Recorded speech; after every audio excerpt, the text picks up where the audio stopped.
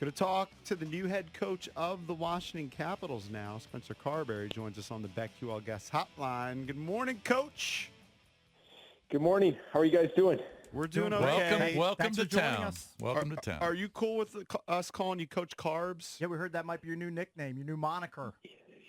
That's what players, coaches, carbs is all good with me. So Because I wanted to call you Carbery, and then I heard Joe Ben and I say Carbery. How do you pronounce your last name? It is Carbery, yeah, Carbery. Carbery. You got it. Now, but carbs is a great moniker. You're like, who doesn't love carbs, And it's Coach? better than carby. It Right? would either be carbs or carby. I think carbs just flows better. Right? I mean, everybody loves carbs. Yep, you certainly do. Yeah, It's good. It's a good bit.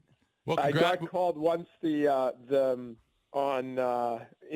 my years in Toronto. Someone once was called I was called the Carbonator, which was interesting. The Nice. Carburetor. That's Right, good too. I like it. That's That not works. Well, congratulations. We were talking about your name the last few weeks because your name, was just the media outlets had you as a potential candidate, maybe the lead bad. candidate. It's like the first name out there. It's the first name out there, and of course you have ties to the organization. So, just kind of give us a rundown of the whole process. When you first started talking to BMAC and then finally getting the gig. It's congrats. It's awesome. Yeah. So the way it works is when you're working for another organization, you can't. It's different than some other leagues. You can't speak to other organizations until your season's done, and then even after that, teams need permission. So once Toronto lost to Florida in the second round, I had a feeling that there may be some interest out there, and having gone through the process the previous offseason, I was pumped to potentially get another crack at being a head coach, and that sort of starts the process.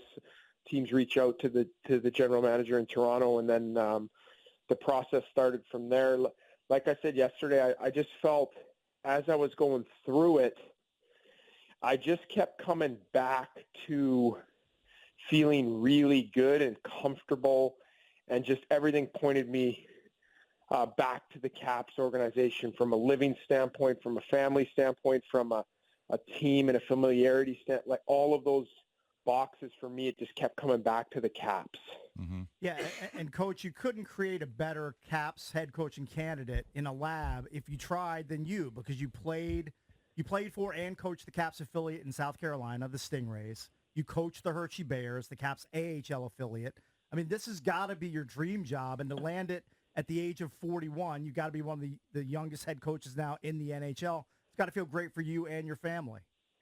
Yeah, I'm so excited, and I think, to your point, I think I have a unique perspective coming in here and having been in the organization, having stepped away from the organization, knowing a lot of the prospects like you touched on, and the young players, having just coached them a few years removed. I think that's where maybe my unique perspective is able to help in this situation here as the Caps head coaching job was vacant. So you played in 5 different leagues in your playing career.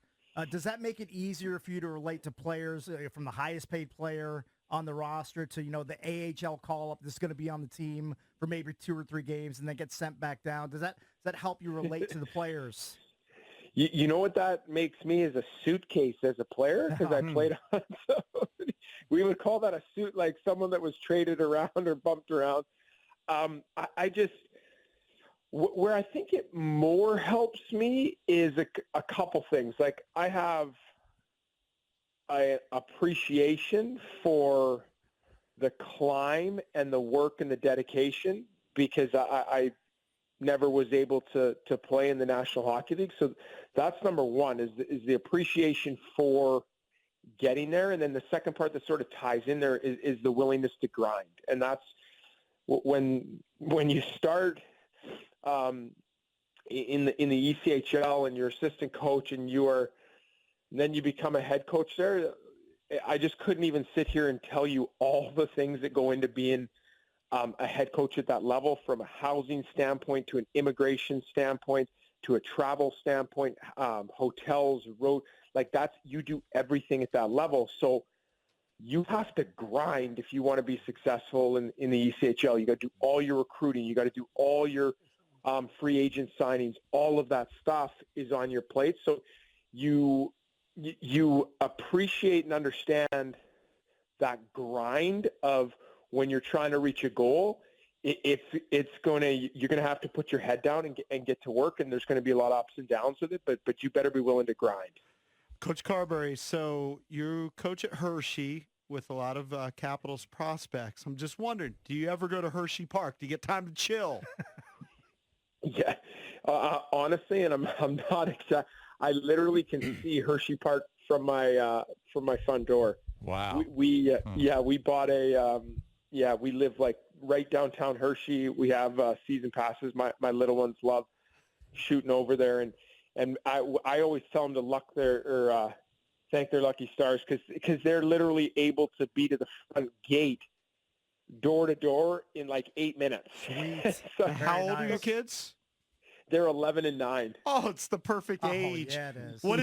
What is Coach Carbery's favorite ride at Hershey Park? Great question. Oh, it's Super Duper Looper? That's an older ride. I get it. That's an older one. Yeah. You know what it is? It's the Storm Runner is the one that you sit there for like a 10-15 count and then it shoots you out. It's exhilarating. It's fun. Yeah. Coach, let me ask you a couple kind of geeky team questions, okay? So when you were going through the process, now these are broad, softballs for you. These are broad, but when you looked at the team, a couple things, right? So everyone knows, right? It's an older team. We've got like sort of iconic older players in this area, right? With big contracts. With big contracts. I don't need to tell you that. And these players are beloved here. I mean, there's one thing about this town. That's very, very supportive of the Capitals, very diehard base. How do you manage then kind of eventually making the inevitable transition from iconic older players? Now, Ovi's not going anywhere, but I mean, you got a deep roster of older players, and then how do you do that? So here's what I think is I think though you're spot on. Right. Those veteran players have won here. They're beloved here. They've had unbelievable careers. And what I'm hoping and where I think our visions line up is, I'm not oblivious to the fact that as a player gets older, it gets more difficult, no question. Younger player, difficult to come into the league. I understand all that. I just don't think or see it as a situation I don't think they do either, as just because I'm a veteran player doesn't mean I can't be a very productive player and a very good player on a good hockey team.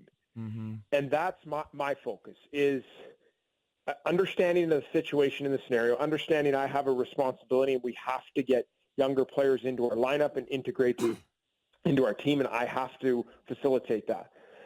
But we also can win a lot of games doing that, and those veteran players can still be, in my opinion, very productive in accomplishing that goal of winning a bunch of games in this scenario. Can I ask you one? This is kind of like what's standard in the league. We loved Laviolette, right? Great guy. Loved having him on every week, and I'm sure he's respected. When you make the transition, you take over a team. I'm not asking you what he said, but is it sort of does he give you a buzz and say, "Hey, man, look for this, look for that, good luck"? You know, do you have a conversation? Is that a thing? It is for.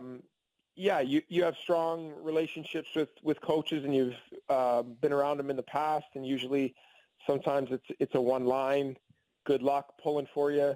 Right.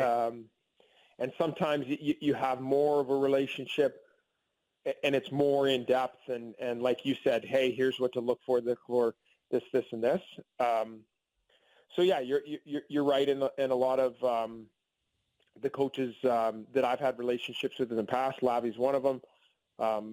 Butch Cassidy in Vegas, who's competing for a Stanley Cup right now. So, yeah, that does happen.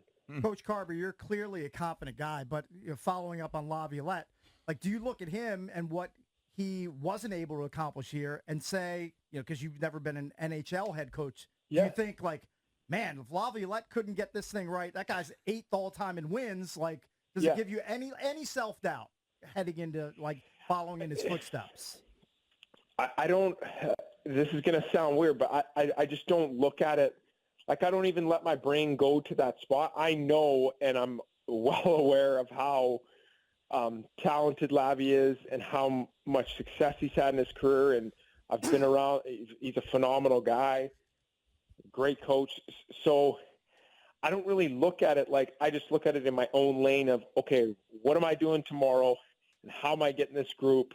And okay, let's create a plan. Here's how we need to play. Here's what we need to do. Here's the boxes we got to check. And I'm going to do everything I possibly can to make that come to fruition. And do I know it's going to be challenging and difficult because of exactly what you touched on? Absolutely. Mm-hmm. Absolutely. It's a big challenge, but I focus on the work part more than evaluating, oh geez, I'm not sure if this is going to be able to happen.